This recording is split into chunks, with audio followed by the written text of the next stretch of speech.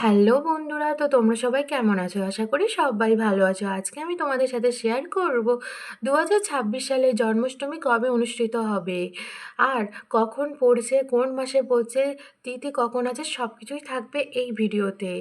তো ভাদ্র মাসে কৃষ্ণপক্ষে রোহিণী নক্ষত্রে জন্মগ্রহণ করেছিলেন আমাদের শ্রীকৃষ্ণ।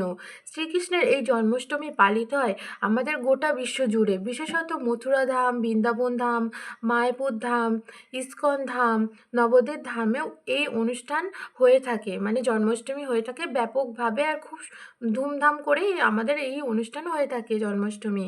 বিশেষত এই জন্মাষ্টমীতে ছোট্ট গোপালের পুজো করা হয়।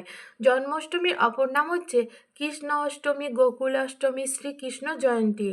তাই 2026 সালেও জন্মাষ্টমী পড়ছে ইংরাজি তারিখ 4ই সেপ্টেম্বর শুক্রবার। হিন্দু পঞ্জিকা অনুযায়ী অষ্টমী তিথি শুরু হচ্ছে 4ই সেপ্টেম্বর ভোর 2:25 আর শেষ হবে 5ই সেপ্টেম্বর রাত 12:13।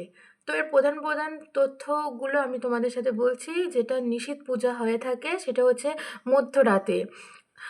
ভগবান শ্রীকৃষ্ণের আবির্ভাব মধ্যরাতে হওয়ায় পূজার মূল সময় রাত 11:47 থেকে 12:31। আর ইস্কন ও বৈষ্ণব সম্প্রদায় ইস্কন ও বৈষ্ণব মন্দিরে জন্মাষ্টমী উৎসব পরের দিন অর্থাৎ 5ই সেপ্টেম্বর শনিবার উদযাপিত করে, মানে হবে। আচ্ছা, দইহান্ডি। কৃষ্ণের বাল্যলীলা স্মরণে জনপ্রিয় দইহান্ডি উৎসব 5ই সেপ্টেম্বর পালিত হবে। তো তোমাদের সাথে আজকে শেয়ার করলাম শ্রীকৃষ্ণের জন্মাষ্টমী কবে পড়ছে। তো তোমাদের যদি ভিডিওটি ভালো লাগে আমার চ্যানেলটিকে লাইক করো আর সাবস্ক্রাইব করো, আর কিছু তথ্য জানার জন্য অবশ্যই কমেন্ট করো।